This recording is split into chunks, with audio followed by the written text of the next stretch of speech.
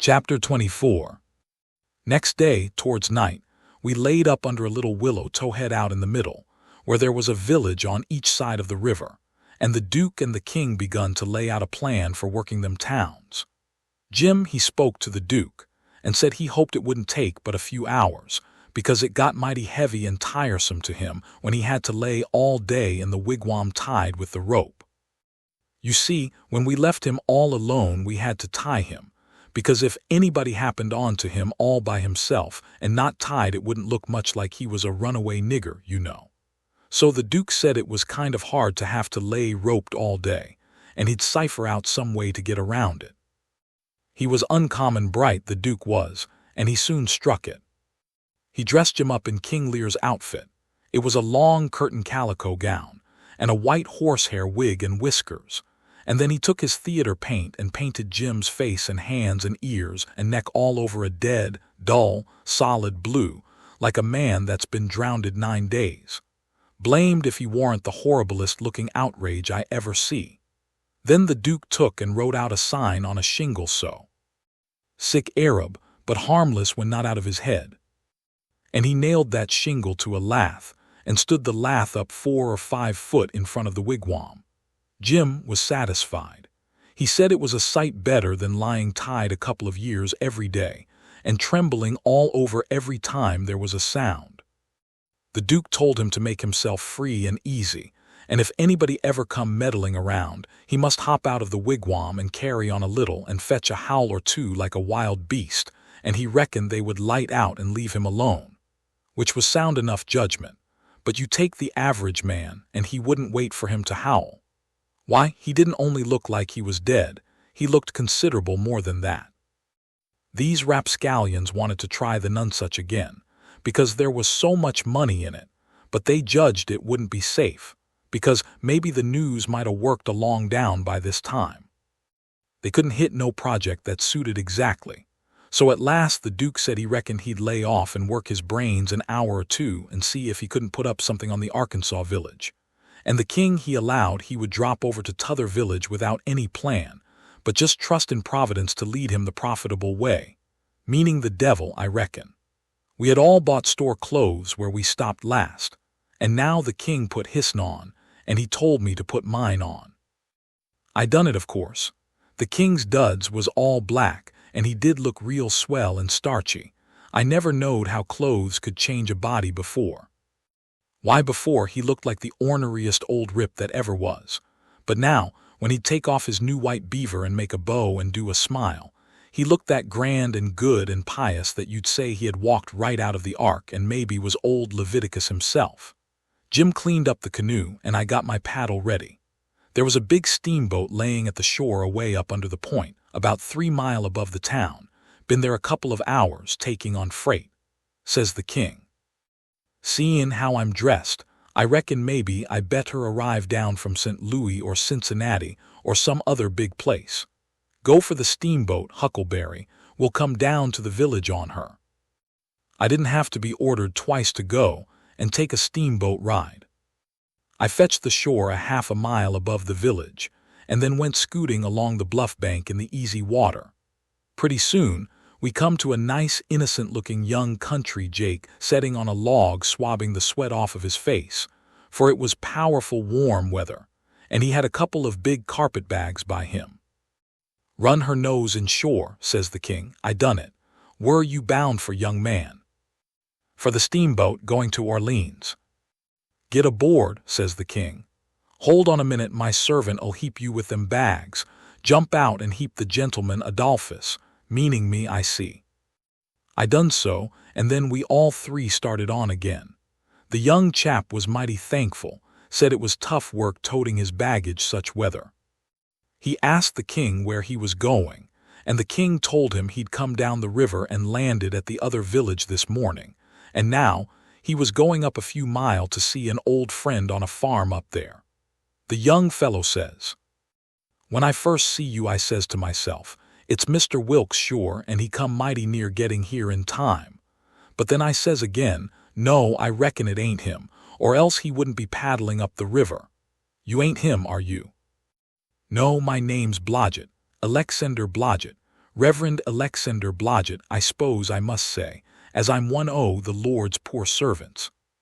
But still I'm just as able to be sorry for Mr. Wilkes for not arriving in time, all the same, if he's missed anything by it, which I hope he hasn't. Well, he don't miss any property by it because he'll get that all right, but he's missed seeing his brother Peter die, which he mayn't mind, nobody can tell as to that. But his brother would have give anything in this world to see him before he died. Never talked about nothing else all these 3 weeks. Hadn't seen him since they was boys together, and hadn't ever seen his brother William at all. That's the deaf and dumb one. William ain't more than 30 or 35. Peter and George were the only ones that come out here.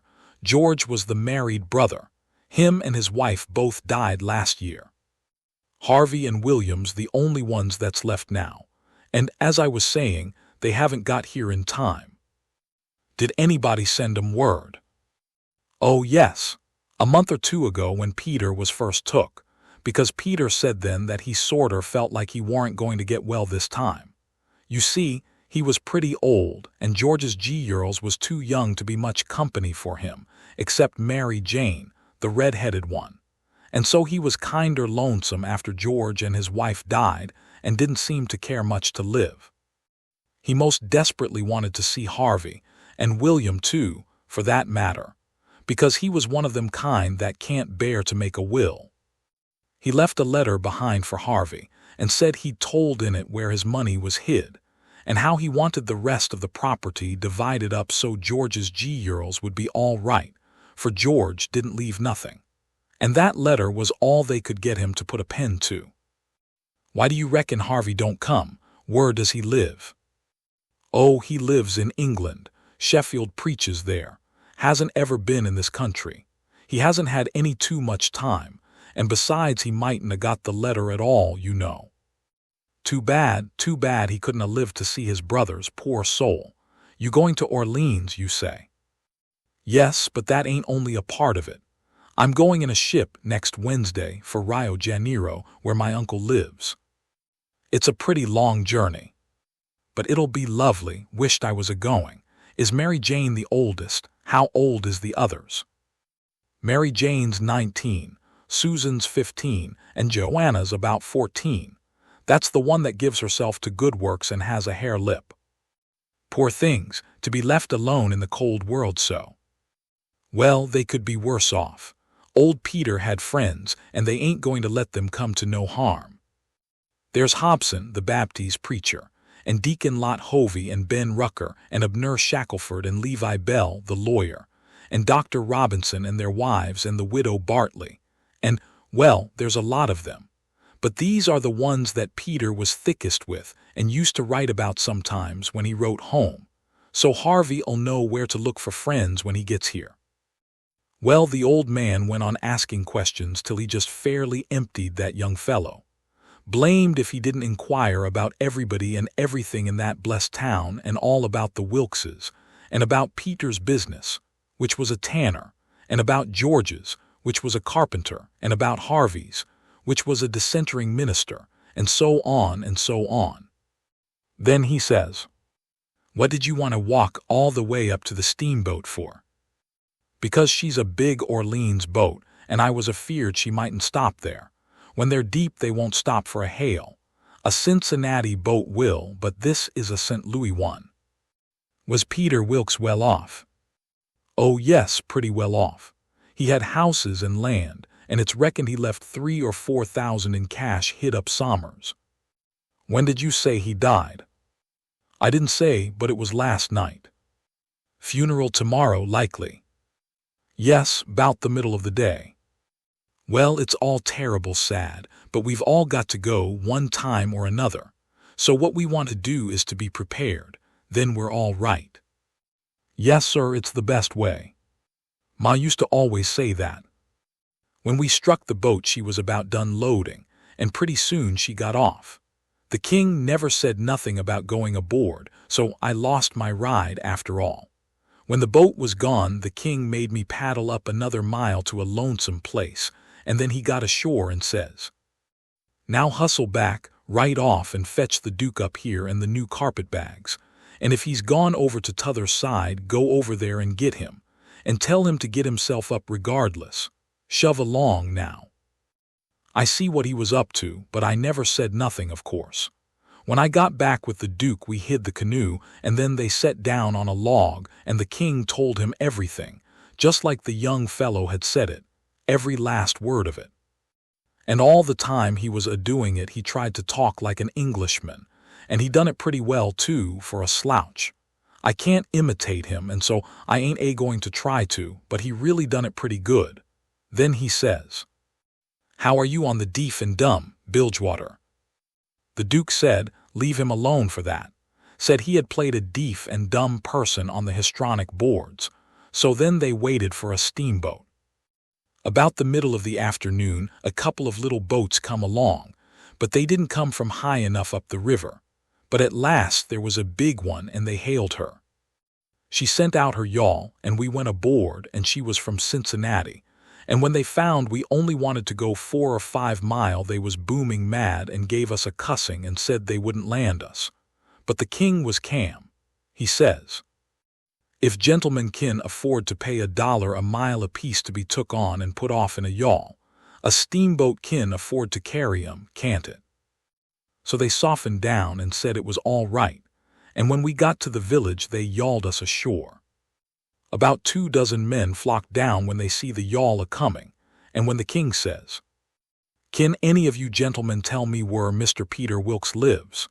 They give a glance at one another and nodded their heads as much as to say, "What d I tell you?"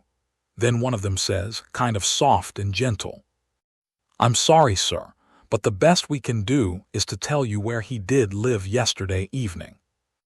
Sudden as winking, the ornery old cretur went all to smash, and fell up against the man, and put his chin on his shoulder, and cried down his back, and says, "Alas, alas, our poor brother gone, and we never got to see him. Oh, it's too hard." Then he turns around, blubbering, and makes a lot of idiotic signs to the Duke on his hands, and blamed if he didn't drop a carpet-bag and bust out a-crying. If they warn't the beatinest lot, them 2 frauds, that ever I struck. Well, the men gathered around and sympathized with them, and said all sorts of kind things to them, and carried their carpet-bags up the hill for them, and let them lean on them and cry, and told the king all about his brother's last moments, and the king he told it all over again on his hands to the Duke, and both of them took on about that dead tanner like they'd lost the 12 disciples. Well, if ever I struck anything like it, I'm a nigger. It was enough to make a body ashamed of the human race. Chapter 25. The news was all over town in 2 minutes, and you could see the people tearing down on the run from every which way, some of them putting on their coats as they come. Pretty soon we was in the middle of a crowd, and the noise of the tramping was like a soldier march. The windows and dooryards was full, and every minute somebody would say over a fence, "Is it them?" And somebody trotting along with the gang would answer back and say, "You bet it is." When we got to the house, the street in front of it was packed, and the 3 girls was standing in the door. Mary Jane was red-headed, but that don't make no difference. She was most awful beautiful, and her face and her eyes was all lit up like glory. She was so glad her uncles was come. The king he spread his arms, and Mary Jane she jumped for them, and the hare-lip jumped for the Duke, and there they had it. Everybody most, leastways women, cried for joy to see them meet again at last and have such good times. Then the king he hunched the Duke private, I see him do it, and then he looked around and see the coffin, over in the corner on 2 chairs. So then him and the Duke, with a hand across each other's shoulder and t'other hand to their eyes, walked slow and solemn over there, everybody dropping back to give them room, and all the talk and noise stopping, people saying "sh," and all the men taking their hats off and drooping their heads so you could have heard a pin fall. And when they got there they bent over and looked in the coffin and took one sight, and then they bust out a-crying so you could have heard them to Orleans, most. And then they put their arms around each other's necks and hung their chins over each other's shoulders. And then for 3 minutes, or maybe 4, I never see 2 men leak the way they done. And mind you, everybody was doing the same, and the place was that damp I never see anything like it. Then one of them got on one side of the coffin, and t'other on t'other side, and they kneeled down and rested their foreheads on the coffin, and let on to pray all to themselves. Well, when it come to that, it worked the crowd like you never see anything like it, and everybody broke down and went to sobbing right out loud, the poor girls too, and every woman nearly went up to the girls without saying a word and kissed them solemn on the forehead, and then put their hand on their head and looked up towards the sky with the tears running down, and then busted out and went off sobbing and swabbing and give the next woman a show. I never see anything so disgusting. Well, by and by the king he gets up and comes forward a little, and works himself up and slobbers out a speech, all full of tears and flapdoodle about its being a sore trial for him and his poor brother to lose the diseased, and to miss seeing diseased alive after the long journey of 4,000 miles. But it's a trial that's sweetened and sanctified to us by this dear sympathy and these holy tears. And so he thanks them out of his heart and out of his brother's heart, because out of their mouths they can't. Words being too weak and cold, and all that kind of rot and slush, till it was just sickening. And then he blubbers out a pious goody-goody amen, and turns himself loose and goes to crying fit to bust. And the minute the words were out of his mouth, somebody over in the crowd struck up the doxology, and everybody joined in with all their might, and it just warmed you up and made you feel as good as church letting out. Music is a good thing, and after all that soul butter and hogwash, I never see it freshen up things so, and sound so honest and bully. Then the king begins to work his jaw again, and says how him and his nieces would be glad if a few of the main principal friends of the family would take supper here with them this evening, and help set up with the ashes of the diseased, and says if his poor brother laying yonder could speak he knows who he would name, for they was names that was very dear to him, and mentioned often in his letters, and so he will name the same, to wit, as follows, viz. Rev. Mr. Hobson and Deacon Lot Hovey, and Mr. Ben Rucker, and Abner Shackelford and Levi Bell and Dr. Robinson and their wives, and the widow Bartley. Rev. Hobson and Dr. Robinson was down to the end of the town a-hunting together. That is, I mean the doctor was shipping a sick man to t'other world, and the preacher was pinting him right. Lawyer Bell was away up to Louisville on business. But the rest was on hand, and so they all come and shook hands with the king and thanked him and talked to him. And then they shook hands with the duke and didn't say nothing, but just kept a-smiling and bobbing their heads like a passel of saphids, whilst he made all sorts of signs with his hands and said goo goo, goo goo goo all the time, like a baby that can't talk. So the king he blattered along, and managed to inquire about pretty much everybody and dog in town by his name, and mentioned all sorts of little things that happened one time or another in the town, or to George's family, or to Peter. And he always let on that Peter wrote him the things, but that was a lie. He got every blessed one of them out of that young flathead that we canoed up to the steamboat. Then Mary Jane, she fetched the letter her father left behind, and the king he read it out loud and cried over it. It give the dwelling house and $3,000 gold to the girls, and it give the tan yard, which was doing a good business, along with some other houses and land worth about $7,000, and $3,000 in gold to Harvey and William, and told where the $6,000 cash was hid down cellar. So these two frauds said they'd go and fetch it up, and have everything square and above board, and told me to come with a candle. We shut the cellar door behind us, and when they found the bag they spilt it out on the floor, and it was a lovely sight, all them yaller boys. My, the way the king's eyes did shine. He slaps the duke on the shoulder and says, "Oh, this ain't bully nor nothin'. Oh no, I reckon not. Why, Bilgy, it beats the nonsuch, don't it?" The duke allowed it did. They pawed the yaller boys and sifted them through their fingers and let them jingle down on the floor, and the king says, "It ain't no use talkin'. Bane, brothers to a rich dead man and representatives of fur and heirs that's got left is the line for you and me, Bilge. This yer comes of trustin' to Providence. It's the best way in the long run. I've tried 'em all, and there ain't no better way." Most everybody would have been satisfied with the pile and took it on trust, but no, they must count it. So they counts it, and it comes out $415 short.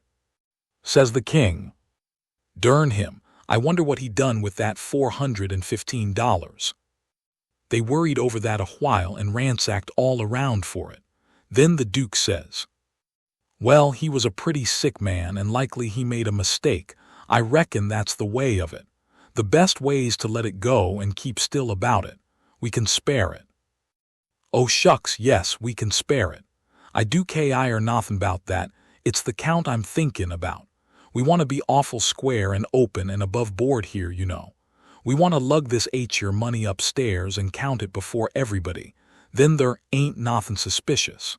But when the dead man says there's $6,000, you know, we don't want to." "Hold on," says the Duke. "Let's make up the deficit," and he begun to haul out yaller boys out of his pocket. "It's a most amazin' good idea, Duke. You have got a rattlin' clever head on you," says the king. "Blest if the old nunsuch ain't a-heppin' us out again," and he begun to haul out yaller jackets and stack them up. It most busted them, but they made up the 6,000 clean and clear.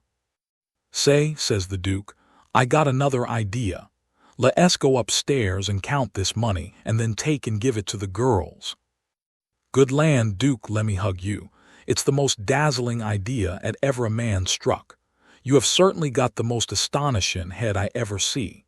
Oh, this is the boss dodge, there ain't no mistake 'bout it. Let 'em fetch along their suspicions now if they want to. This'll lay 'em out." When we got upstairs, everybody gathered around the table, and the king he counted it and stacked it up, $300 in a pile, 20 elegant little piles. Everybody looked hungry at it and licked their chops. Then they raked it into the bag again, and I see the king begin to swell himself up for another speech. He says, "Friends all, my poor brother that lays yonder has done generous by them that's left behind in the vale of sorrows. He has done generous by these your poor little lambs that he loved and sheltered, and that's left fatherless and motherless. Yes, and we that knowed him knows that he would 'a' done more generous by 'em if he hadn't been afeard o' woundin' his dear William and me. Now wouldn't he? There ain't no question 'bout it in my mind. Well then, what kind o' brothers would it be that stand in his way at sech a time? And what kind o' uncles would it be that rob sech poor sweet lambs as these that he loved so at sech a time? If I know William, and I think I do, well, I'll just ask him." He turns around and begins to make a lot of signs to the Duke with his hands, and the Duke he looks at him stupid and leather-headed a while. Then all of a sudden he seems to catch his meaning and jumps for the king, goo-gooing with all his might for joy, and hugs him about 15 times before he lets up. Then the king says, "I knowed it. I reckon that'll convince anybody the way he feels about it. Here, Mary Jane, Susan, Joner, take the money, take it all. It's the gift of him that lays yonder, cold but joyful." Mary Jane, she went for him. Susan and the hare-lip went for the Duke, and then such another hugging and kissing I never see yet. And everybody crowded up with the tears in their eyes, and most shook the hands off of them frauds, saying all the time, "You dear good souls, how lovely, how could you?" Well then, pretty soon all hands got to talking about the diseased again, and how good he was, and what a loss he was, and all that. And before long a big iron-jawed man worked himself in there from outside, and stood a-listening and looking, and not saying anything. And nobody saying anything to him either, because the king was talking and they was all busy listening. The king was saying, in the middle of something he'd started in on, "They bane particular friends o' the diseased. That's why they're invited here this evenin'. But tomorrow we want all to come, everybody, for he respected everybody, he liked everybody, and so it's fittin' that his funeral orgies sh'd be public." And so he went a-mooning on and on, liking to hear himself talk, and every little while he fetched in his funeral orgies again, till the Duke he couldn't stand it no more. So he writes on a little scrap of paper, "Obsequies, you old fool," and folds it up, and goes to goo-gooing and reaching it over people's heads to him. The king he reads it and puts it in his pocket and says, "Poor William, afflicted as he is, his heart's Allah's right." asks me to invite everybody to come to the funeral, wants me to make 'em all welcome, but he needn't 'a' worried, it was just what I was at. Then he weaves along again, perfectly calm, and goes to dropping in his funeral orgies again every now and then, just like he done before. And when he done it the third time, he says, I say orgies, not because it's the common term, because it ain't obsequies bane the common term, but because orgies is the right term. Obsequies ain't used in England no more now, it's gone out. We say orgies now in England. Orgies is better because it means the thing you're after more exact.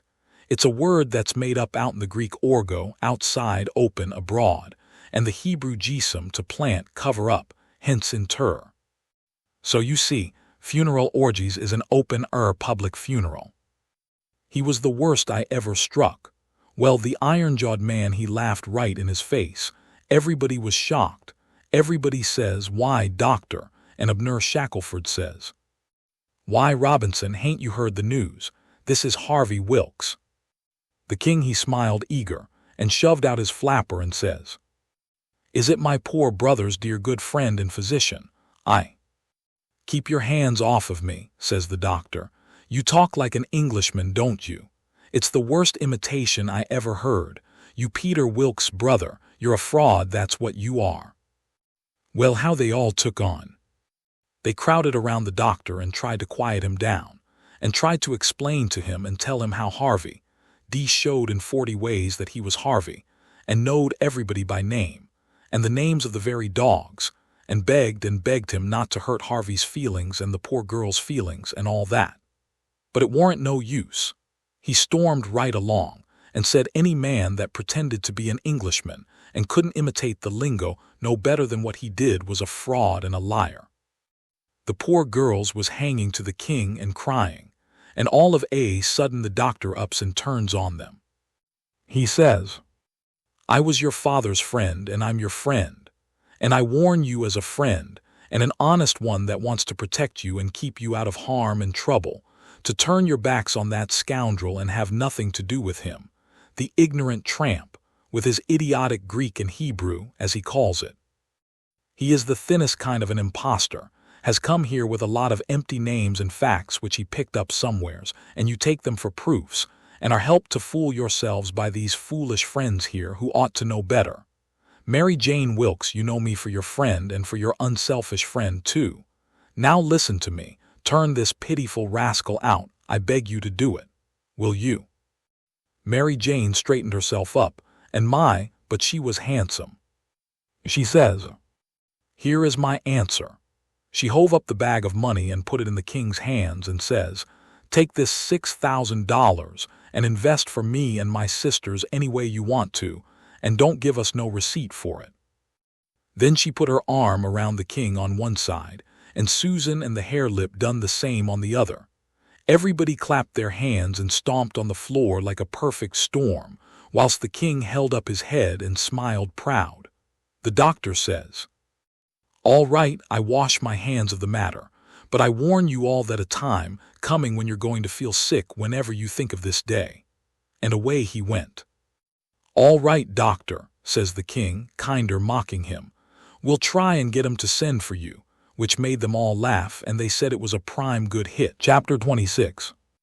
Well, when they was all gone, the king, he asks Mary Jane how they was off for spare rooms, and she said she had one spare room which would do for Uncle William, and she'd give her own room to Uncle Harvey, which was a little bigger, and she would turn into the room with her sisters and sleep on a cot, and up garret was a little cubby with a pallet in it.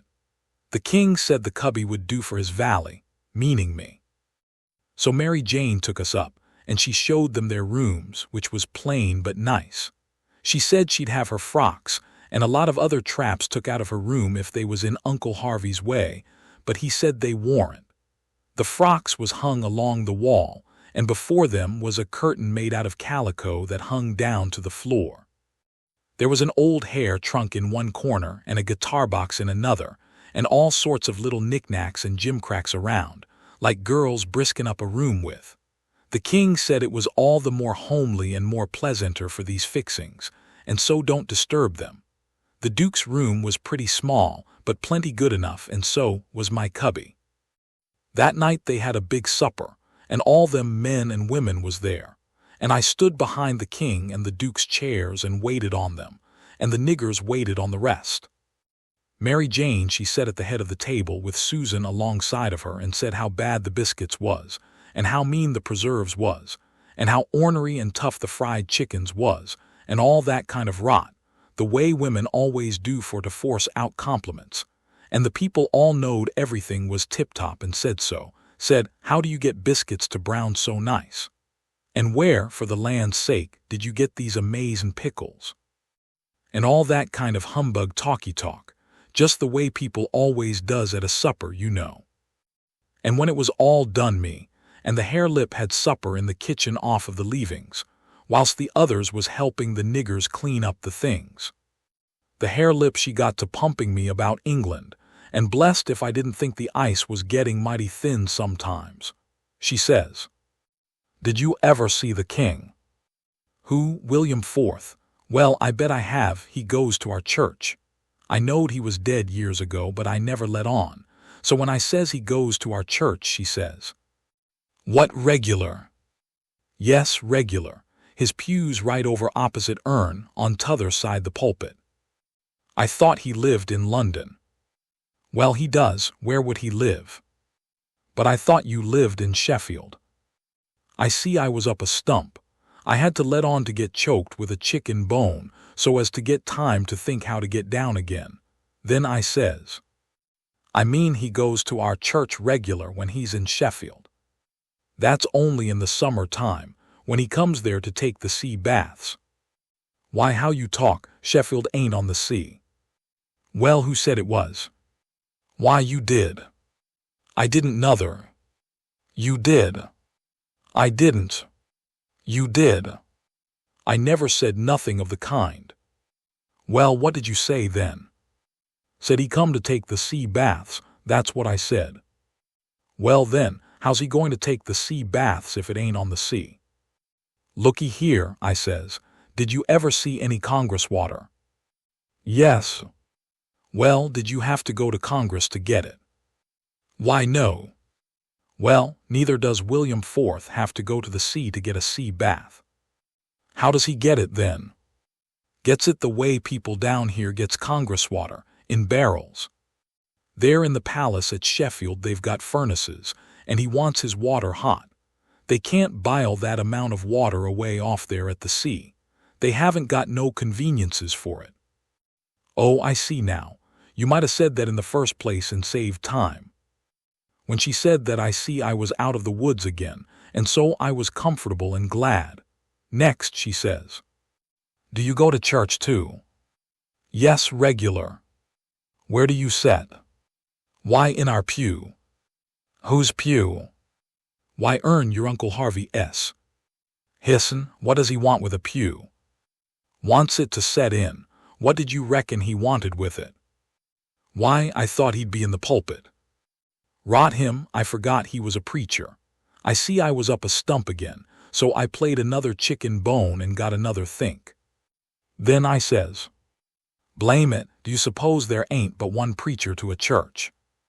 "Why, what do they want with more?" "What, to preach before a king? I never did see such a girl as you. They don't have no less than 17. 17, my land. Why, I wouldn't set out such a string as that, not if I never got to glory. It must take 'em a week." "Shucks, they don't all of 'em preach the same day, only one of 'em." "Well then, what does the rest of 'em do?" "Oh, nothing much. Loll around, pass the plate and one thing or another, but mainly they don't do nothing." "Well then, what are they for?" "Why, they're for style, don't you know nothing?" "Well, I don't want to know no such foolishness as that. How is servants treated in England?" "Do they treat 'em better, 'en we treat our niggers?" "No, a servant ain't nobody there. They treat them worse than dogs." "Don't they give 'em holidays, the way we do, Christmas and New Year's week, and 4th of July?" "Oh, just listen. A body could tell you hain't ever been to England by that. Why, Harrell, why, Joanna, they never see a holiday from year's end to year's end. Never go to the circus, nor theater, nor nigger shows, nor nowheres." "Nor church?" Nor church. But you always went to church. Well, I was gone up again. I forgot I was the old man's servant. But next minute I whirled in on a kind of an explanation how a valley was different from a common servant, and had to go to church whether he wanted to or not, and set with the family, on account of its being the law. But I didn't do it pretty good, and when I got done I see she warn't satisfied. She says, "Honest Injun now, hain't you been telling me a lot of lies?" "Honest Injun," says I. "None of it at all." "None of it at all, not a lie in it," says I. "Lay your hand on this book and say it." I see it warn't nothing but a dictionary, so I laid my hand on it and said it. So then she looked a little better satisfied and says, "Well then, I'll believe some of it, but I hope to gracious if I'll believe the rest." "What is it you won't believe, Joe?" says Mary Jane, stepping in with Susan behind her. "It ain't right nor kind for you to talk so to him, and him a stranger and so far from his people. How would you like to be treated so?" "That's always your way, Mame, always sailing in to help somebody before they're hurt. I hain't done nothing to him. He's told some stretchers, I reckon, and I said I wouldn't swallow it all, and that's every bit and grain I did say. I reckon he can stand a little thing like that, can't he? I don't care whether 'twas little or whether 'twas big. He's here in our house and a stranger, and it wasn't good of you to say it. If you was in his place, it would make you feel ashamed. And so you oughtn't to say a thing to another person that will make them feel ashamed." "Why, ma'am," he said, "it don't make no difference what he said. That ain't the thing. The thing is for you to treat him kind, and not be saying things to make him remember he ain't in his own country and amongst his own folks." I says to myself, this is a girl that I'm letting that old reptile rob her of her money. Then Susan she waltzed in, and if you'll believe me, she did give Harelip hark from the tomb. Says I to myself, and this is another one that I'm letting him rob her of her money. Then Mary Jane she took another inning and went in sweet and lovely again, which was her way, but when she got done there warn't hardly anything left poor Harelip. So she hollered. "All right then," says the other girls, "you just ask his pardon." She done it too, and she done it beautiful. She done it so beautiful it was good to hear, and I wished I could tell her 1,000 lies so she could do it again. I says to myself, this is another one that I'm letting him rob her of her money. And when she got through they all just laid themselves out to make me feel at home and know I was amongst friends. I felt so ornery and low down and mean that I says to myself, my mind, made up. I'll hive that money for them or bust. So then I lit out for bed, I said, meaning some time or another. When I got by myself I went a-thinking the thing over. I says to myself, shall I go to that doctor private and blow on these frauds? No, that won't do. He might tell who told him, then the king and the duke would make it warm for me. Shall I go private and tell Mary Jane? No, I dasn't do it. Her face would give them a hint, sure. They've got the money, and they'd slide right out and get away with it. If she was to fetch and help, I'd get mixed up in the business before it was done with, I judge. No, there ain't no good way but one. I got to steal that money somehow, and I got to steal it some way that they won't suspicion that I done it. They've got a good thing here, and they ain't going to leave till they've played this family and this town for all they're worth, so I'll find a chance time enough. I'll steal it and hide it, and by, when I'm away down the river, I'll write a letter and tell Mary Jane where it's hid. But I better hive it tonight if I can, because the doctor maybe hasn't let up as much as he lets on he has. He might scare them out of here yet. So thinks I'll go and search them rooms. Upstairs the hall was dark, but I found the Duke's room and started to paw around it with my hands. But I recollected it wouldn't be much like the king to let anybody else take care of that money but his own self. So then I went to his room and begun to paw around there. But I see I couldn't do nothing without a candle, and I dasn't light one, of course. So I judged I'd got to do the other thing, lay for them and eavesdrop. About that time, I hears their footsteps coming and was going to skip under the bed. I reached for it, but it wasn't where I thought it would be. But I touched the curtain that hid Mary Jane's frocks, So I jumped in behind that and snuggled in amongst the gowns and stood there perfectly still. They come in and shut the door, and the first thing the Duke done was to get down and look under the bed. Then I was glad I hadn't found the bed when I wanted it. And yet, you know, it's kind of natural to hide under the bed when you are up to anything private. They sets down then, and the king says, "Well, what is it?" And cut it middlin' short, because it's better for us to be down there whoopin' up the mornin' than up here jivin', a chance to talk us over. "Well, this is it, Capet. I ain't easy, I ain't comfortable. That doctor lays on my mind. I wanted to know your plans. I've got a notion, and I think it's a sound one." "What is it, Duke?" "That we better glide out of this before 3 in the morning, and clip it down the river with what we've got. Specially seeing we got it so easy, given back to us, flung at our heads, as you may say, when of course we allowed to have to steal it back. I'm for knocking off and lighting out." That made me feel pretty bad. About an hour or two ago it would have been a little different, but now it made me feel bad and disappointed. The king rips out and says, "What, and not sell out the rest o' the property? March off like a passel of fools and leave $8,000 or $9,000 worth o' property layin' around just sufferin' to be scooped in, and all good, saleable stuff too." The Duke he grumbled, said the bag of gold was enough, and he didn't want to go no deeper, didn't want to rob a lot of orphans of everything they had. "Why, how you talk," says the king.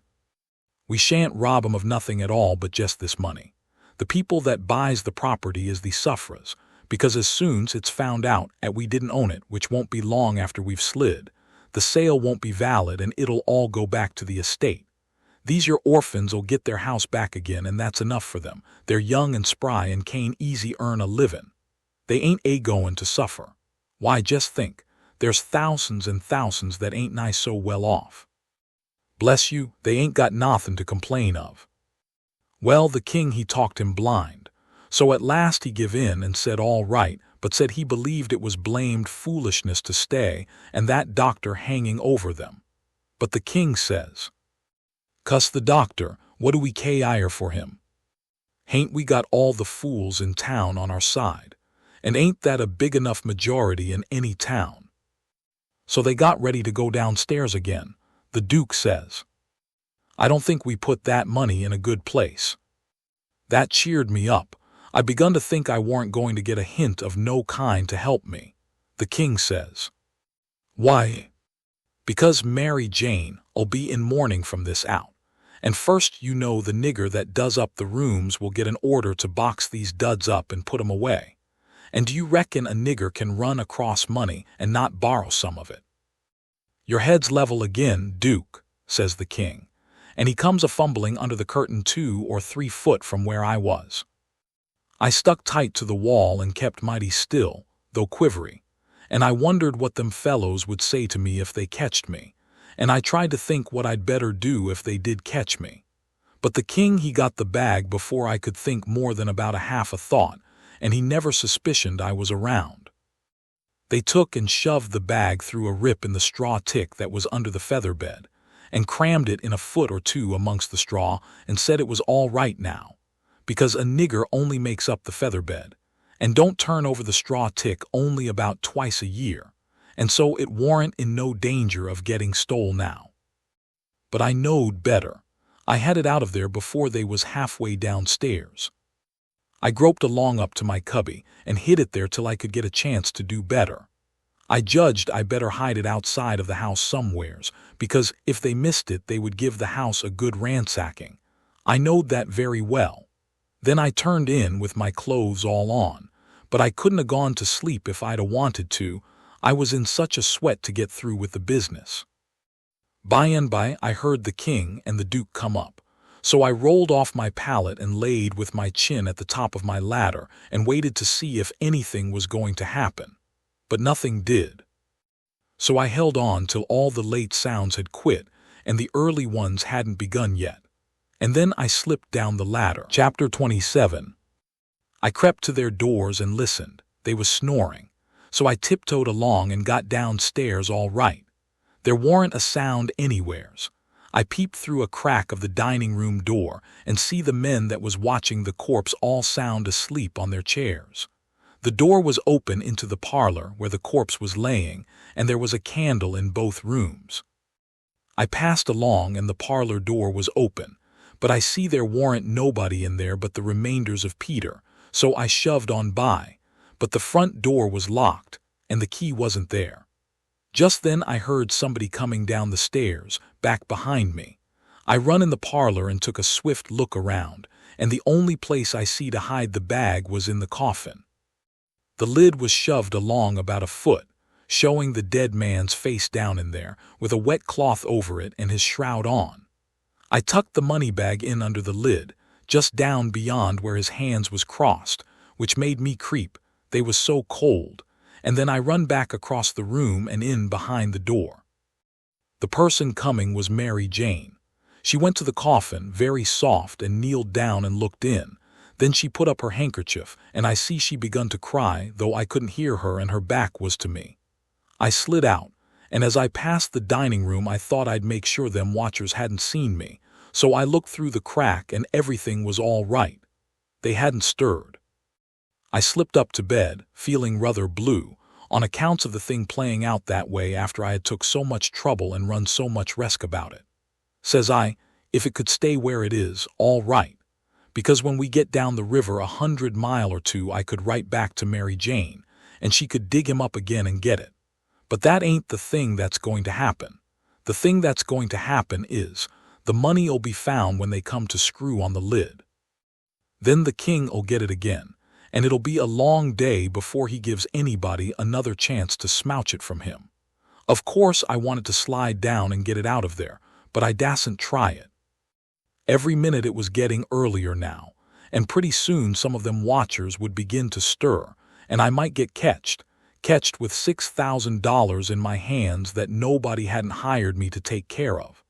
I don't wish to be mixed up in no such business as that, I says to myself.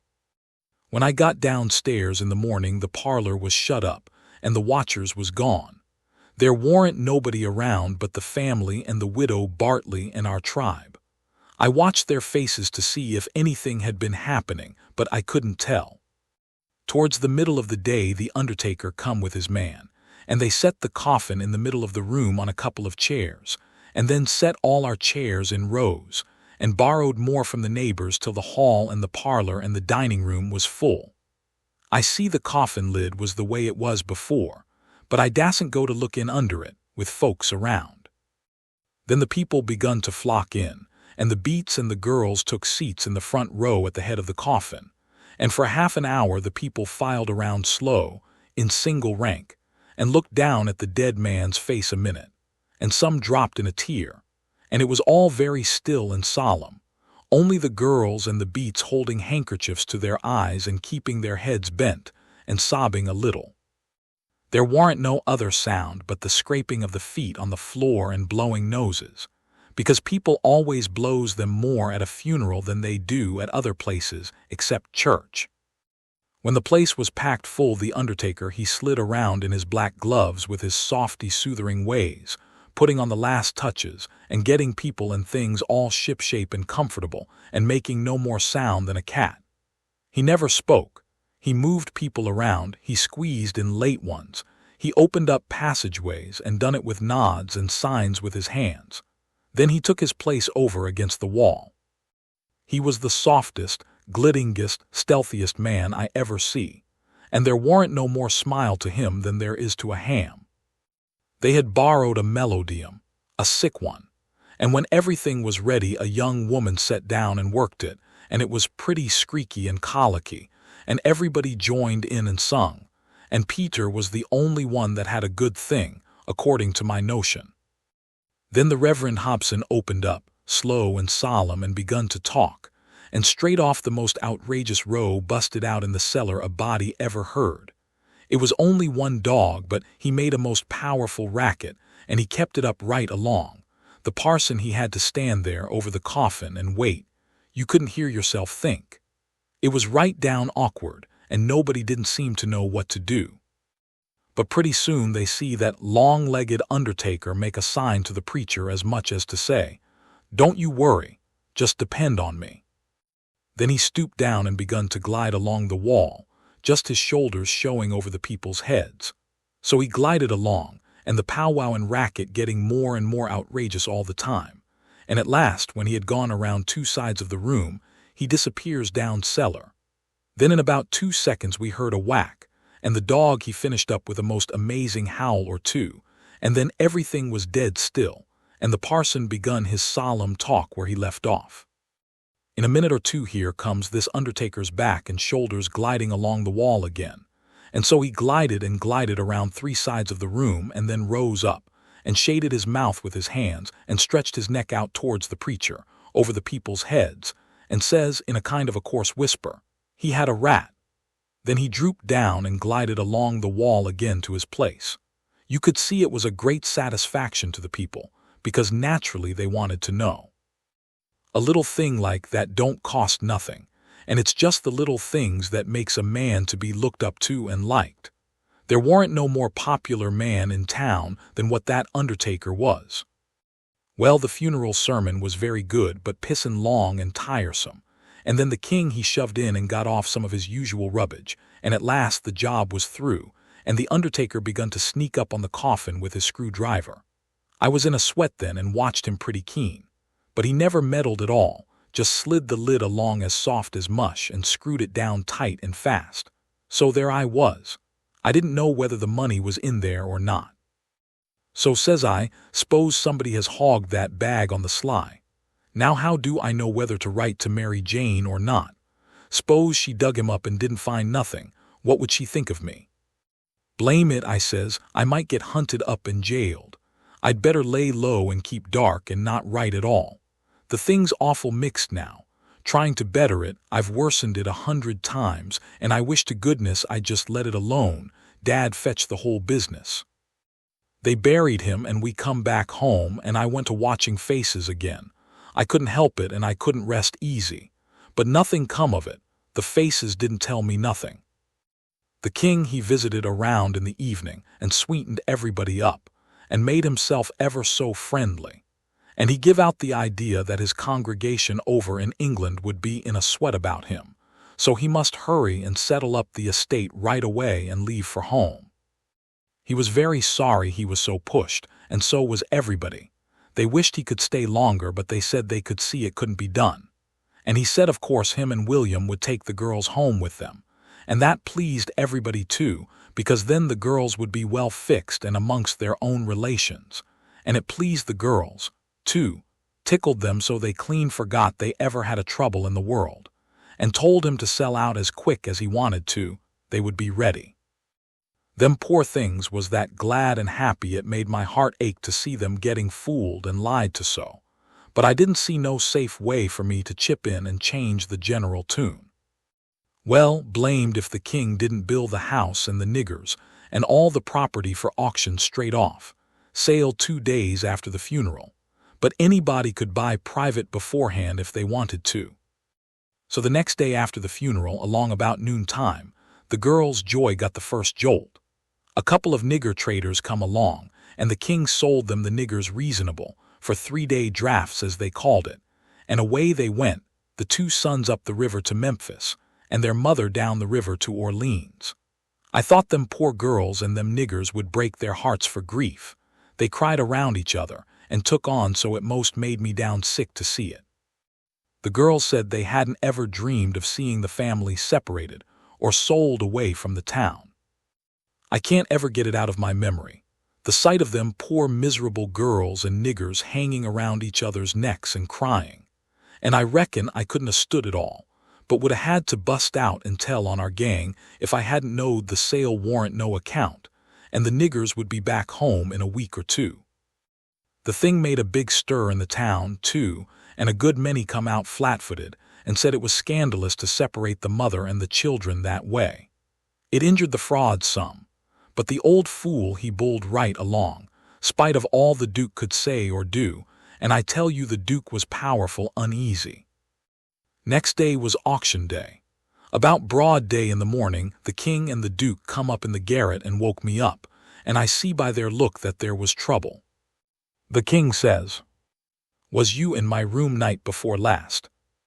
"No, your majesty," which was the way I always called him when nobody but our gang warn't around. "Was you in there yesterday or last night?" "No, your majesty." "Honor bright, now no lies." "Honor bright, your majesty. I'm telling you the truth. I hain't been a-near your room since Miss Mary Jane took you and the Duke and showed it to you." The Duke says, "Have you seen anybody else go in there?" "No, your grace, not as I remember, I believe." "Stop and think." I studied a while and see my chance. Then I says, "Well, I see the niggers go in there several times." Both of them gave a little jump, and looked like they hadn't ever expected it, and then like they had. Then the Duke says, "What, all of them?" "No, leastways, not all at once. That is, I don't think I ever see them all come out at once but just one time." "Hello, when was that?" "It was the day we had the funeral, in the morning. It warn't early because I overslept. I was just starting down the ladder and I see them." "Well, go on, go on. What did they do? How'd they act?" "They didn't do nothing, and they didn't act anyway much as fur as I see. They tiptoed away. So I seen, easy enough, that they'd shoved in there to do up your majesty's room or something, s'posing you was up, and found you warn't up, and so they was hoping to slide out of the way of trouble without waking you up if they hadn't already waked you up." "Great guns, this is a go," says the king, and both of them looked pretty sick and tolerable silly. They stood there a-thinking and scratching their heads a minute, and the Duke he bust into a kind of a little raspy chuckle and says, "It does beat all how neat the niggers played their hand. They let on to be sorry they was going out of this region, and I believe they was sorry, and so did you, and so did everybody. Don't ever tell me any more that a nigger ain't got any histrionic talent. Why, the way they played that thing, it would fool anybody. In my opinion, there's a fortune in 'em.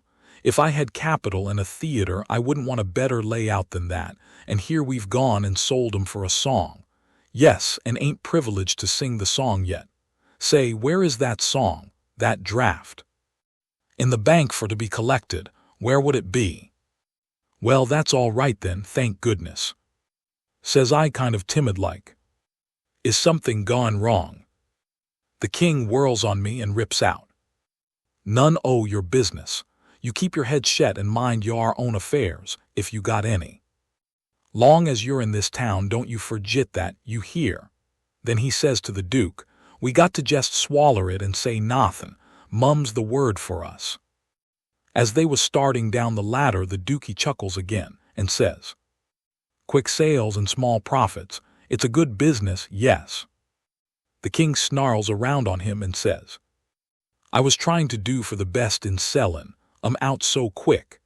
If the profits has turned out to be none, lackin', consignable, and none to carry, is it my fault any more'n it's yourn? Well, they'd be in this house yet, and we wouldn't if I could 'a' got my advice listened to." The king sassed back as much as was safe for him, and then swapped around and lit into me again. He give me down the banks for not coming, and telling him I see the niggers come out of his room acting that way. Said any fool would 'a' knowed something was up. And then waltzed in and cussed himself a while, and said it all come of him not laying late and taking his natural rest that morning, and he'd be blamed if he'd ever do it again. So they went off a-joing, and I felt dreadful glad I'd worked it all off on to the niggers, and yet hadn't done the niggers no harm by it. Chapter 28. By and by it was getting up time, so I come down the ladder and started for downstairs, but as I come to the girls' room the door was open, and I see Mary Jane setting by her old hair trunk, which was open and she'd been packing things in it, getting ready to go to England. But she had stopped now with a folded gown in her lap and had her face in her hands, crying. I felt awful bad to see it, of course anybody would. I went in there and says, "Miss Mary Jane, you can't a-bear to see people in trouble, and I can't, most always. Tell me about it." So she done it, and it was the niggers. I just expected it. She said the beautiful trip to England was most about spoiled for her. She didn't know how she was ever going to be happy there, knowing the mother and the children weren't ever going to see each other no more, and then busted out bitterer than ever and flung up her hands and says, "Oh dear, dear, to think they ain't ever going to see each other any more." "But they will, and inside of 2 weeks, and I know it," says I. Laws, it was out before I could think. And before I could budge, she throws her arms around my neck and told me to say it again, say it again, say it again. I see I had spoke too sudden and said too much, and was in a close place. I asked her to let me think a minute, and she sat there, very impatient and excited and handsome, but looking kind of happy and eased up, like a person that's had a tooth pulled out. So I went a-studying it out. I says to myself, I reckon a body that ups and tells the truth when he is in a tight place is taking considerable many risks, though I ain't had no experience and can't say for certain, but it looks so to me anyway. And yet here's a case where I'm blessed if it don't look to me like the truth is better and actually safer than a lie. I must lay it by in my mind and think it over some time or other. It's so kind of strange and unregular. I never see nothing like it. Well, I says to myself, at last I'm going to chance it. I'll up and tell the truth this time, though it does seem most like setting down on a keg of powder and touching it off just to see where you'll go to. Then I says, "Miss Mary Jane, is there any place out of town, a little ways, where you could go and stay 3 or 4 days?" "Yes, Mr. Lothrop S. Why?" "Never mind why yet. If I'll tell you how I know the niggers will see each other again inside of 2 weeks, here in this house, and prove how I know it, will you go to Mr. Lothrop's and stay 4 days? 4 days, she says. I'll stay a year. All right, I says. I don't want nothing more out of you than just your word. I'd druther have it than another man's kiss the Bible. She smiled and reddened up very sweet, and I says, if you don't mind it, I'll shut the door and bolt it. Then I come back and set down again and says, don't you holler. Just set still and take it like a man. I got to tell the truth, and you want to brace up, Miss Mary, because it's a bad kind and going to be hard to take, but there ain't no help for it. These uncles of yourn ain't no uncles at all. They're a couple of frauds, regular deadbeats. There, now we're over the worst of it, you can stand the rest middling easy. It jolted her up like everything, of course. But I was over the shoal water now, so I went right along, her eyes a-blazing higher and higher all the time, and told her every blame thing, from where we first struck that young fool going up to the steamboat, clear through to where she flung herself on to the king's breast at the front door, and he kissed her 16 or 17 times. And then up she jumps, with her face afire like sunset, and says, "The brute! Come, don't waste a minute, not a second. We'll have them tarred and feathered and flung in the river." Says I, "Certainly. But do you mean before you go to Mr. Lothrop's, or—" "Oh," she says, "what am I thinking about?" she says, and set right down again. "Don't mind what I said, please don't. You won't now, will you?" laying her silky hand on mine in that kind of a way that I said I would die first. "I never thought I was so stirred up," she says. "Now go on, and I won't do so any more. You tell me what to do, and whatever you say I'll do it." "Well," I says, "it's a rough gang, them 2 frauds, and I'm fixed so I got to travel with them a while longer, whether I want to or not. I'd druther not tell you why. And if you was to blow on them, this town would get me out of their claws, and I'd be all right. But there be another person that you don't know about who'd be in big trouble. Well, we got to save him, hain't we? Of course. Well, then we won't blow on them." Saying them words put a good idea in my head. I see how maybe I could get me and Jim rid of the frauds, get them jailed here, and then leave. But I didn't want to run the raft in the daytime without anybody aboard to answer questions but me, so I didn't want the plan to begin working till pretty late tonight. I says, "Miss Mary Jane, I'll tell you what we'll do, and you won't have to stay at Mr. Lothrop's so long, nuther. How fur is it?" "A little short of 4 miles, right out in the country back here." "Well, that'll answer. Now you go along out there and lay low till 9 or half past tonight, and then get them to fetch you home again. Tell them you've thought of something. If you get here before 11, put a candle in this window, and if I don't turn up, wait till 11, and then if I don't turn up, it means I'm gone and out of the way and safe. Then you come out and spread the news around and get these beats jailed." "Good," she says, "I'll do it. And if it just happens so that I don't get away, but get took up along with them, you must up and say I told you the whole thing beforehand, and you must stand by me all you can." "Stand by you? Indeed I will. They shan't touch a hair of your head," she says, and I see her nostrils spread and her eyes snap when she said it too. "If I get away, I shan't be here," I says, "to prove these rapscallions ain't your uncles, and I couldn't do it if I was here. I could swear they was beats and bummers, that's all, though that's worth something. Well, there's others can do that better than what I can, and they're people that ain't going to be doubted as quick as I'd be. I'll tell you how to find them. Gimme a pencil and a piece of paper. There, Royal Nonsuch, Bricksville. Put it away and don't lose it. When the court wants to find out something about these two, let them send up to Bricksville and say they've got the men that played the Royal Nonsuch, and ask for some witnesses. Why, you'll have that entire town down here before you can hardly wink, Miss Mary. And they'll come a-biling too."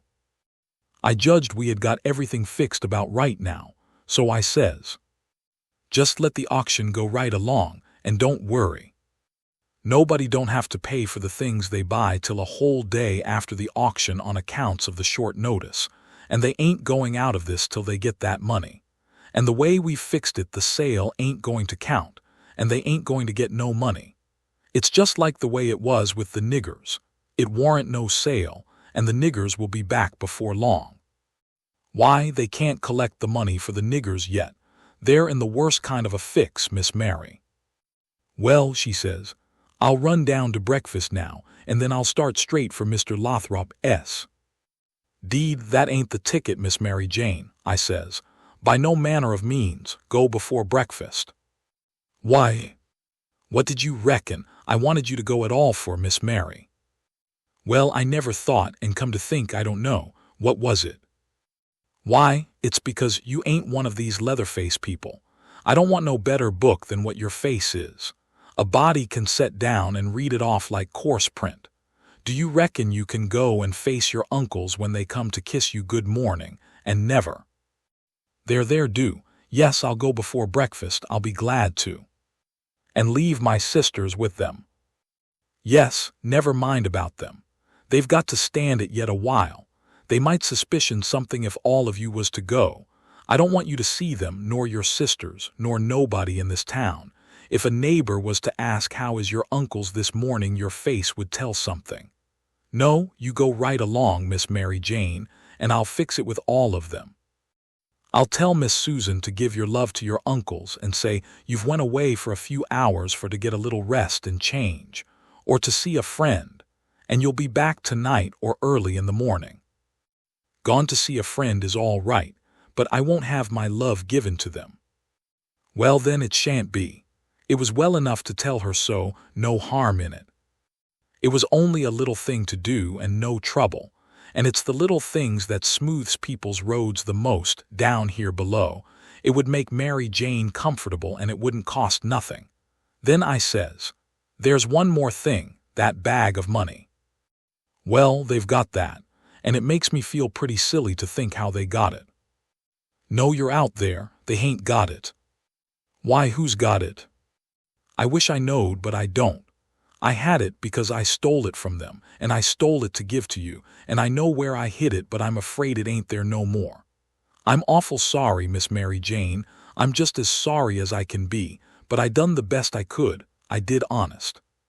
I come nigh getting caught, and I had to shove it into the first place I come to and run, and it warn't a good place." "Oh, stop blaming yourself. It's too bad to do it, and I won't allow it. You couldn't help it. It wasn't your fault. Where did you hide it?" I didn't want to set her to thinking about her troubles again, and I couldn't seem to get my mouth to tell her what would make her see that corpse laying in the coffin with that bag of money on his stomach. So for a minute I didn't say nothing.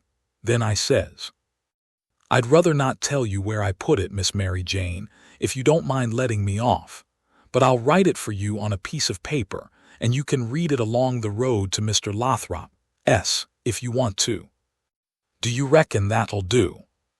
"Oh, yes." So I wrote. I put it in the coffin.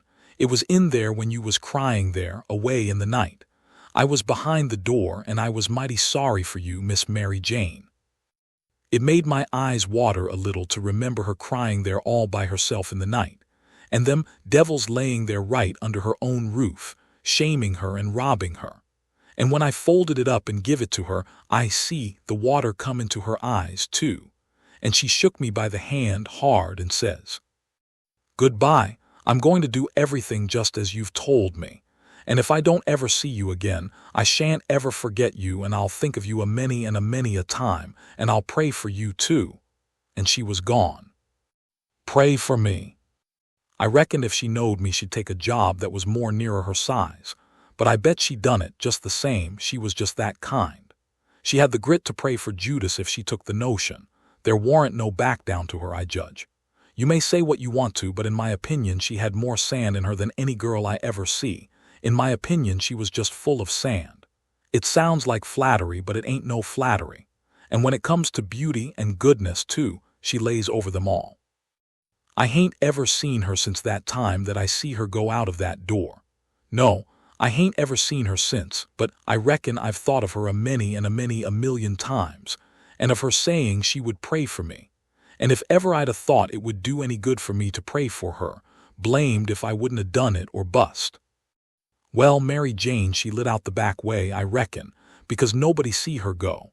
When I struck Susan and the hare lip, I says, "What's the name of them people over on t'other side of the river that you all goes to see sometimes?" They says, "There's several, but it's the Proctors mainly." "That's the name," I says. "I most forgot it." "Well, Miss Mary Jane, she told me to tell you she's gone over there in a dreadful hurry. One of them's sick." "Which one?" "I don't know. Leastways, I kinder forget, but I thinks it's—" "Sakes alive, I hope it ai Hanner." "I'm sorry to say it," I says, "but Hanner's the very one." "My goodness, and she's so well only last week.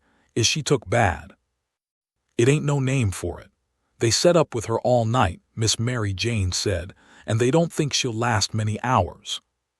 Only think of that now. What's the matter with her? I couldn't think of anything reasonable, right off that way, so I says, "Mumps. Mumps your granny. They don't set up with people that's got the mumps." "They don't they? You better bet they do with these mumps. These mumps is different." "It's a new kind," Miss Mary Jane said. "How's it a new kind?" "Because it's mixed up with other things."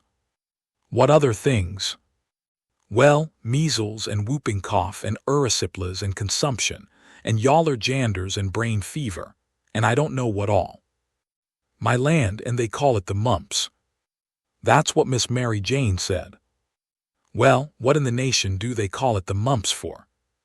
"Why, because it is the mumps. That's what it starts with." "Well, there ain't no sense in it.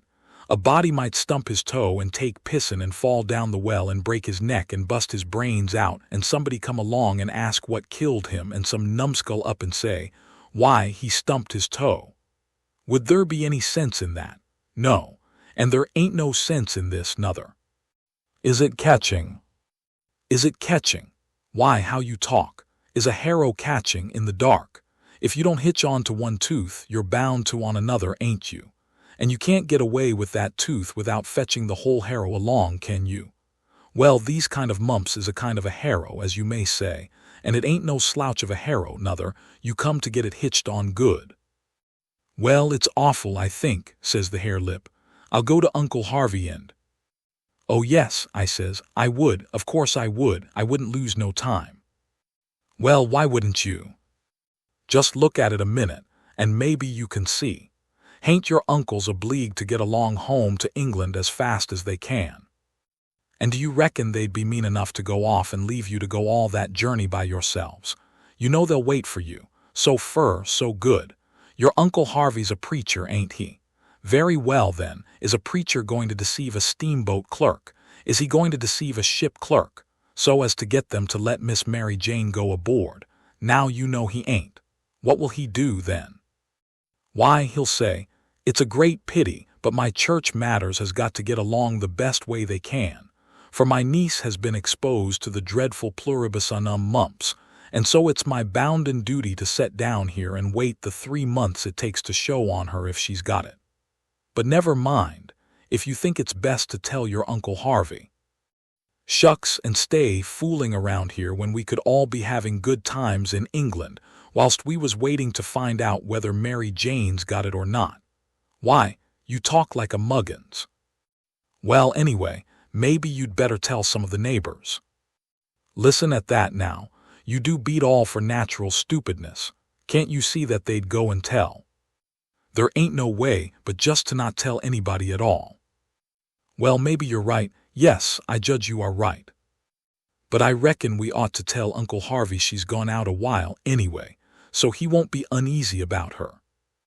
Yes, Miss Mary Jane, she wanted you to do that.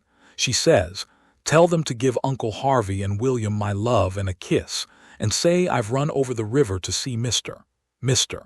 What is the name of that rich family your Uncle Peter used to think so much of? I mean the one that.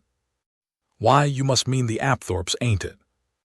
Of course, bother them kind of names, a body can't ever seem to remember them, half the time somehow.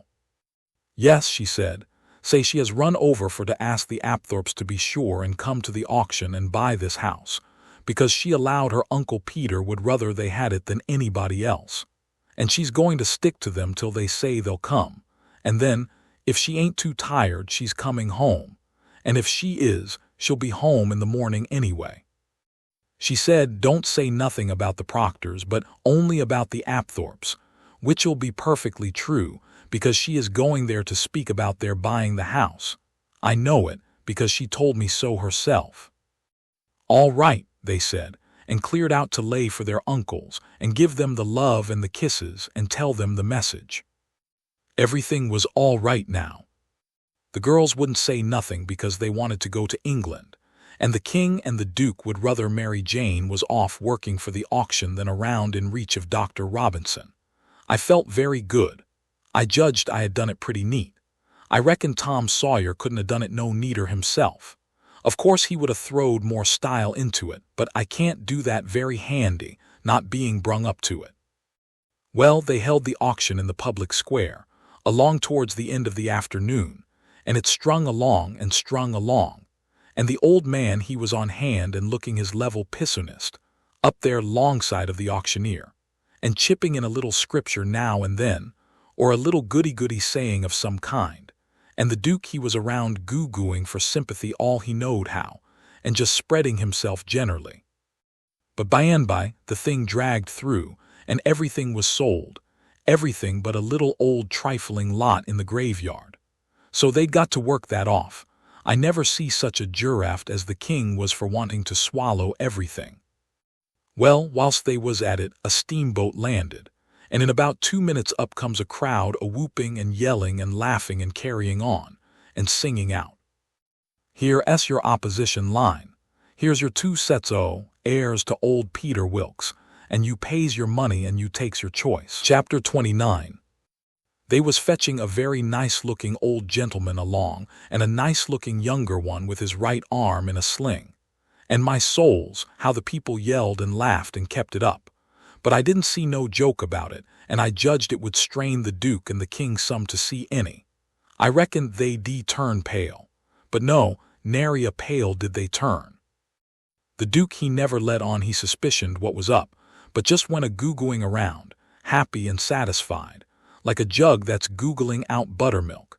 And as for the king, he just gazed and gazed down sorrowful on them newcomers like it give him the stomachache in his very heart to think there could be such frauds and rascals in the world. Oh, he done it admirable.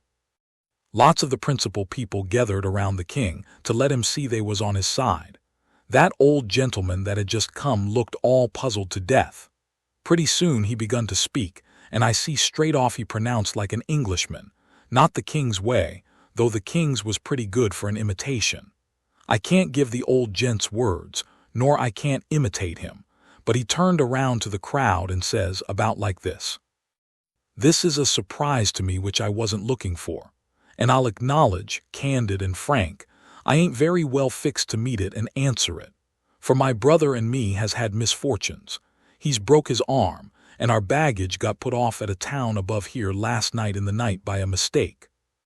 I am Peter Wilkes' brother Harvey, and this is his brother William, which can't hear nor speak, and can't even make signs to amount to much. Note he's only got one hand to work them with. We are who we say we are, and in a day or two, when I get the baggage, I can prove it. But up till then I won't say nothing more, but go to the hotel and wait."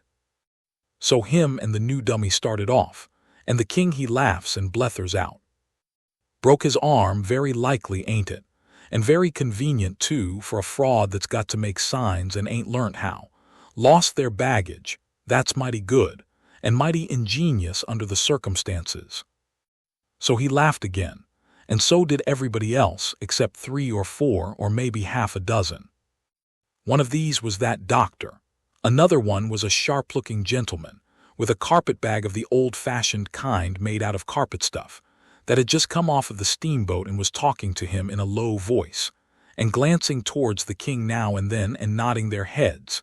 It was Levi Bell, the lawyer that was gone up to Louisville. And another one was a big rough husky that come along and listened to all the old gentleman said and was listening to the king now. And when the king got done, this husky up and says, "Say, looky here, if you are Harvey Wilkes when you come to this town." "The day before the funeral, friend," says the king. "But what time o' day?" "In the evenin', 'bout an hour or 2 before sundown." "How'd you come?" "I come down on the Susan Powell from Cincinnati." "Well then, how'd you come to be up at the Pint in the mornin', in a canoe?" "I warn't up at the Pint in the mornin'." "It's a lie." Several of them jumped for him and begged him not to talk that way to an old man and a preacher. "Preacher be hanged, he's a fraud and a liar. He was up at the Pint that mornin'. I live up there, don't I? Well, I was up there and he was up there. I see him there. He come in a canoe along with Tim Collins and a boy."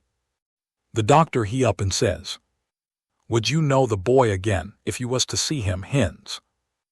"I reckon I would, but I don't know. Why, yonder he is now." "I know him perfectly easy." "It was me he pointed at," the doctor says. "Neighbors, I don't know whether the new couple is frauds or not, but if these two ain't frauds, I am an idiot, that's all.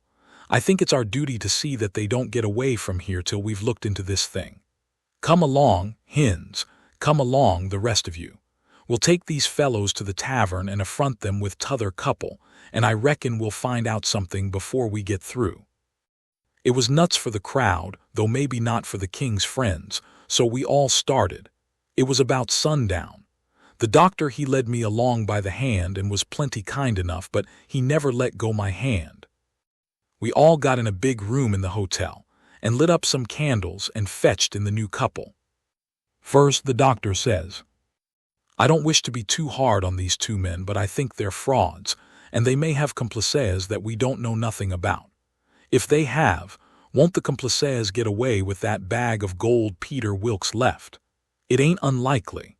If these men ain't frauds, they won't object to sending for that money and letting us keep it till they prove they're all right.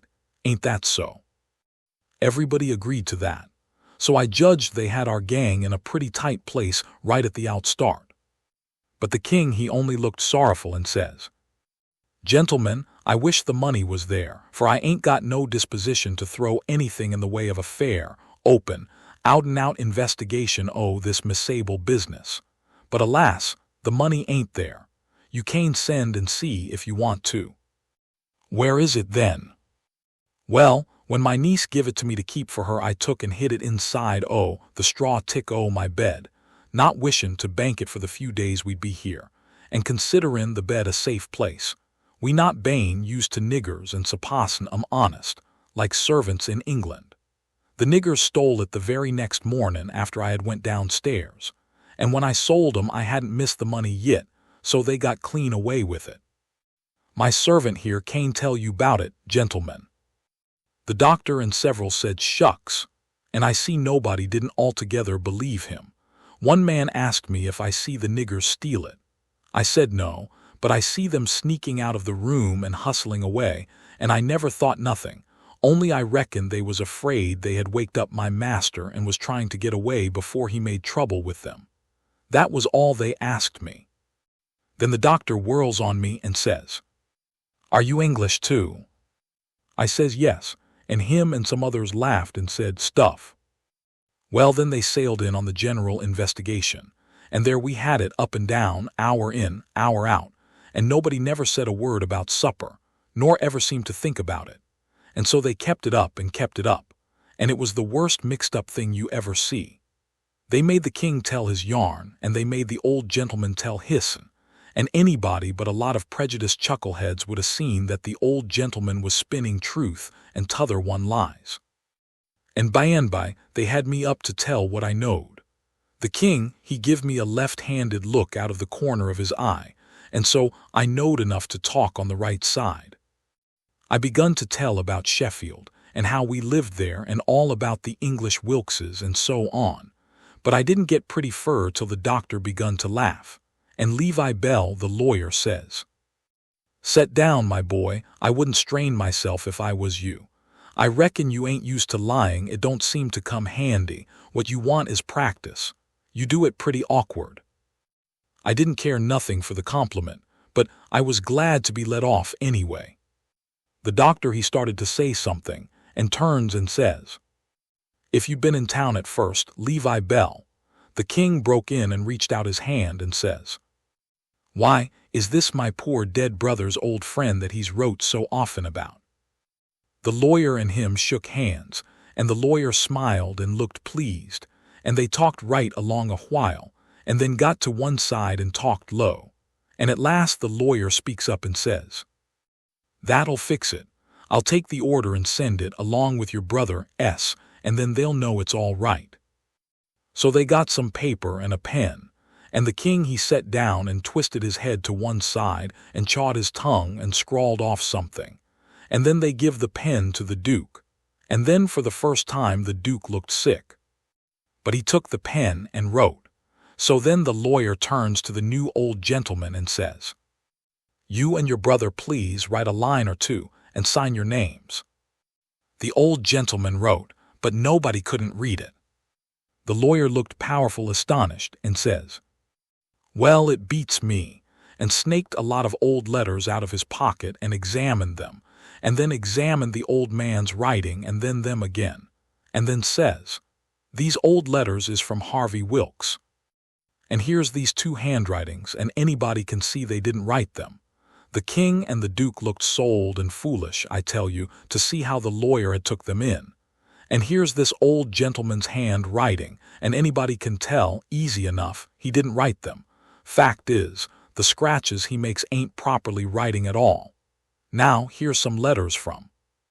The new old gentleman says, "If you please, let me explain. Nobody can read my hand but my brother there, so he copies for me. It's his hand you've got there, not mine." "Well," says the lawyer, "this is a state of things. I've got some of William's letters, too, so if you'll get him to write a line or so we can calm." "He can't write with his left hand," says the old gentleman. "If he could use his right hand, you would see that he wrote his own letters and mine, too. Look at both, please, there by the same hand."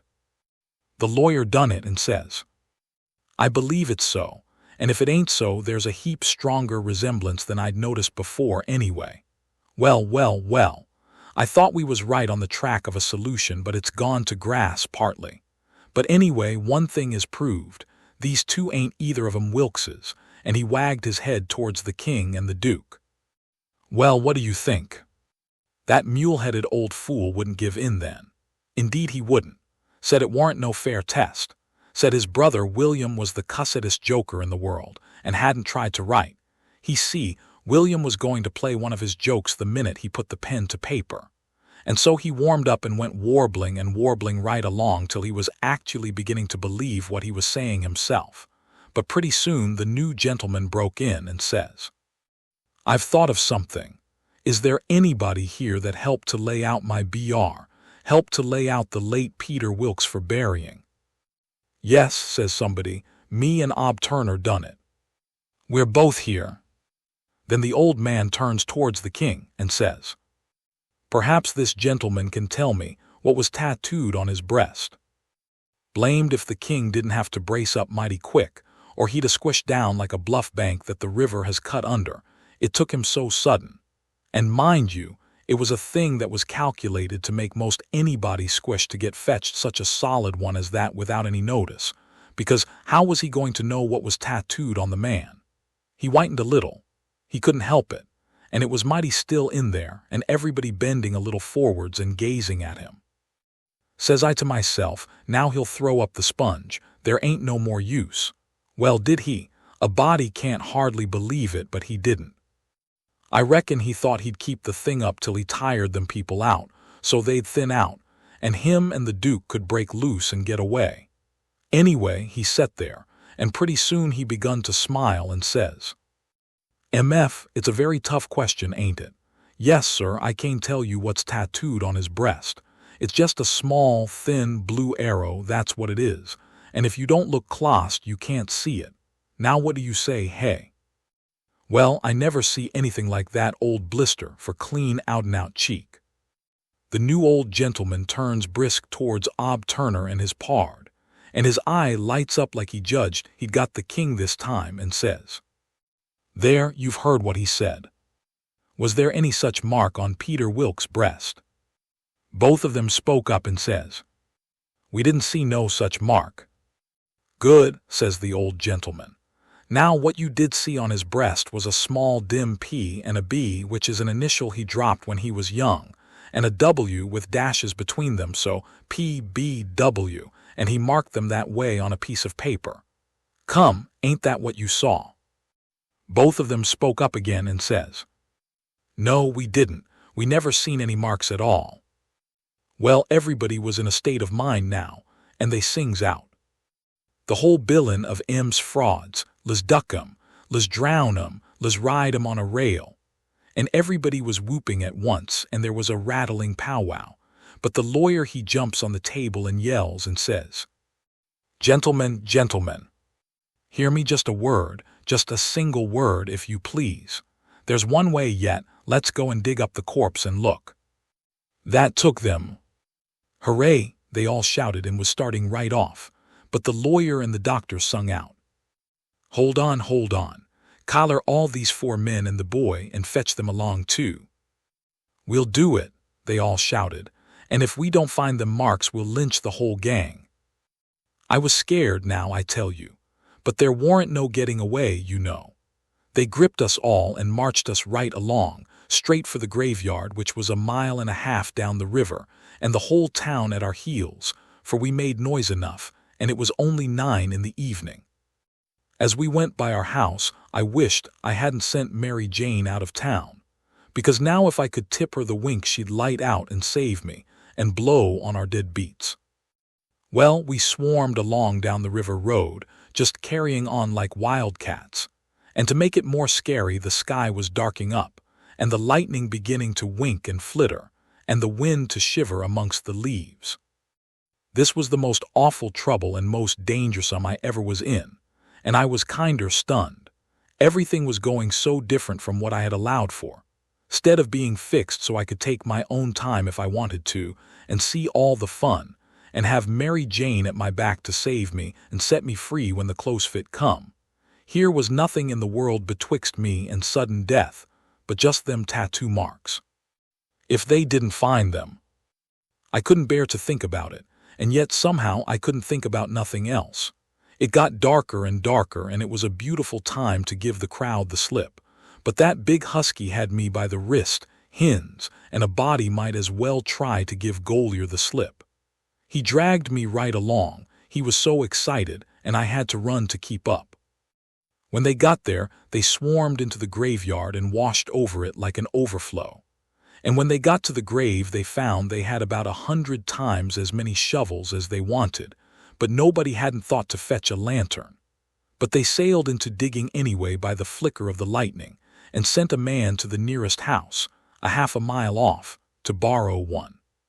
So they dug and dug like everything, and it got awful dark and the rain started, and the wind swished and swushed along, and the lightning come brisker and brisker, and the thunder boomed. But them people never took no notice of it. They was so full of this business. And one minute you could see everything and every face in that big crowd, and the shovelfuls of dirt sailing up out of the grave, and the next second the dark wiped it all out, and you couldn't see nothing at all. At last they got out the coffin and begun to unscrew the lid, and then such another crowding and shouldering and shoving as there was, to scrooge in and get a sight, you never see. And in the dark that way, it was awful. Hins he hurt my wrist dreadful pulling and tugging so, and I reckon he clean forgot I was in the world. He was so excited and panting. All of a sudden the lightning let go a perfect sluice of white glare, and somebody sings out, "By the living jingo, here's the bag of gold on his breast." Hins let out a whoop like everybody else, and dropped my wrist and give a big surge to bust his way in and get a look. And the way I lit out and shinned for the road in the dark, there ain't nobody can tell. I had the road all to myself, and I fairly flew. Leastways, I had it all to myself except the solid dark, and the now and then glares, and the buzzing of the rain, and the thrashing of the wind, and the splitting of the thunder. And sure as you are born, I did clip it along. When I struck the town, I see there warn't nobody out in the storm, so I never hunted for no back streets, but humped it straight through the main one. And when I begun to get towards our house, I aimed my eye and set it. No light there, the house all dark, which made me feel sorry and disappointed. I didn't know why. But at last, just as I was sailing by, flash comes the light in Mary Jane's window. And my heart swelled up sudden, like to bust, and the same second the house and all was behind me in the dark, and wasn't ever going to be before me no more in this world. She was the best girl I ever see, and had the most sand. The minute I was far enough above the town to see I could make the tow head, I begun to look sharp for a boat to borrow, and the first time the lightning showed me one that wasn't chained, I snatched it and shoved. It was a canoe, and warn't fastened with nothing but a rope. The towhead was a rattling big distance off, away out there in the middle of the river, but I didn't lose no time. And when I struck the raft at last, I was so fagged I would have just laid down to blow and gasp if I could afforded it. But I didn't.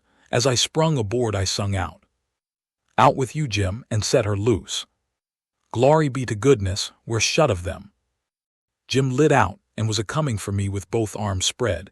He was so full of joy. But when I glimpsed him in the lightning, my heart shot up in my mouth and I went overboard backwards. For I forgot he was old King Lear and a drowned Arab all in one, and it most scared the livers and lights out of me. But Jim fished me out and was going to hug me and bless me, and so on. He was so glad I was back and we was shut of the king and the duke, but I says, "Not now, have it for breakfast, have it for breakfast. Cut loose and let her slide." So in 2 seconds away, we went a-sliding down the river, and it did seem so good to be free again and all by ourselves on the big river, and nobody to bother us. I had to skip around a bit and jump up and crack my heels a few times. I couldn't help it. But about the third crack I noticed a sound that I knowed mighty well, and held my breath and listened and waited. And sure enough, when the next flash busted out over the water, here they come, and just a-laying to their oars and making their skiff hum. It was the king and the duke. So I wilted right down onto the planks then and give up, and it was all I could do to keep from crying. Chapter 30. When they got aboard, the king went for me and shook me by the collar and says, "Tryin' to give us the slip, was ye, you pup? Tired of our company, hey?" I says, "No, your majesty, we warrant, please don't, your majesty." "Quick then and tell us what was your idea, or I'll shake the insides out o' you." "Honest, I'll tell you everything just as it happened, your majesty. The man that had a holt of me was very good to me, and kept saying he had a boy about as big as me that died last year, and he was sorry to see a boy in such a dangerous fix. And when they was all took by surprise by finding the gold and made a rush for the coffin, he lets go of me and whispers, "Heal it now, or they'll hang ye sure." And I lit out. It didn't seem no good for me to stay. I couldn't do nothing, and I didn't want to be hung if I could get away. So I never stopped running till I found the canoe, and when I got here I told Jim to hurry or they'd catch me and hang me yet, and said I was afeard you and the Duke wasn't alive now, and I was awful sorry, and so was Jim, and was awful glad when we see you coming. You may ask Jim if I didn't. Jim said it was so, and the king told him to shut up and said, "Oh, yes, it's mighty likely," and shook me up again and said he reckoned he'd drowned me. But the Duke says, "Lego the boy, you old idiot. Would you 'a done any different? Did you inquire around for him when you got loose? I don't remember it." So the king let go of me, and begun to cuss that town and everybody in it. But the Duke says, "You better a blame sight give yourself a good cussing, for you're the one that's entitled to it most. You hain't done a thing from the start that had any sense in it, except coming out so cool and cheeky with that imaginary blue arrow mark. That was bright, it was right down bully, and it was the thing that saved us.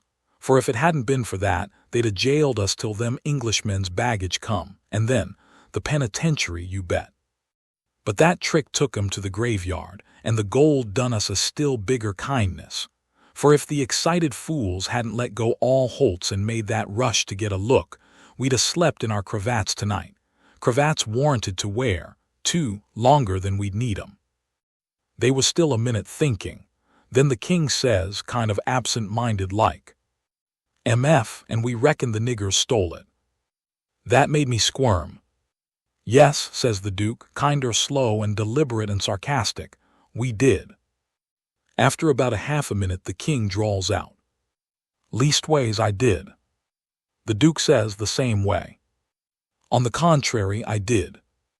The king kind of ruffles up and says, "Looky here, Bilgewater, what are you referring to?" The Duke says pretty brisk, "When it comes to that, maybe you'll let me ask, what was you referring to?" "Shucks," says the king, very sarcastic, "but I don't know, maybe you was asleep and didn't know what you was about." The Duke bristles up now and says, "Oh, let up on this cussed nonsense. Do you take me for a blame fool? Don't you reckon I know who hid that money in that coffin?" "Yes, sir, I know you do know because you done it yourself." "It's a lie," and the Duke went for him. The king sings out, "Take your hands off, lego my throat, I take it all back." The Duke says, "Well, you just own up first that you did hide that money there, intending to give me the slip one of these days and come back and dig it up, and have it all to yourself." "Wait just a minute, Duke. Answer me this one question, honest and fair. If you didn't put the money there, say it, and I'll believe you and take back everything I said." "You old scoundrel, I didn't, and you know I didn't. There now." "Well then, I believe you. But answer me only just this one more. Now don't get mad. Didn't you have it in your mind to hook the money and hide it?" The Duke never said nothing for a little bit. Then he says, "Well, I don't care if I did. I didn't do it anyway." "But you not only had it in mind to do it, but you done it." "I wished I never die if I done it, Duke, and that's honest. I won't say I warn't going to do it because I was, but I mean somebody, got in ahead o' me." "It's a lie. You done it, and you got to say you done it, or—" The king began to gurgle, and then he gasps out, "'Nuff, I own up." I was very glad to hear him say that. It made me feel much more easier than what I was feeling before. So the Duke took his hands off and says, "If you ever deny it again, I'll drown you. It's well for you to set there and blubber like a baby. It's fittin' for you, after the way you've acted. I never see such an old ostrich for wanting to gobble everything, and I trusting you all the time, like you was my own father. You ought to been ashamed of yourself to stand by and hear it's saddled on to a lot of poor niggers, and you never say a word for 'em. It makes me feel ridiculous to think I was soft enough to believe that rubbage. Cuss you, I can see now why you was so anxious to make up the deficit. You wanted to get what money I'd got out of the nonsuch and one thing or another, and scoop it all." The king says timid, and still a snuffling. Why, Duke, it was you that said make up the deficit, it warrant me. Dry up, I don't want to hear no more out of you, says the Duke. And now you see what you got by it. They've got all their own money back and all of earn but a shekel or two besides. Gee long to bed, and don't you defersit me no more defersits long's you live.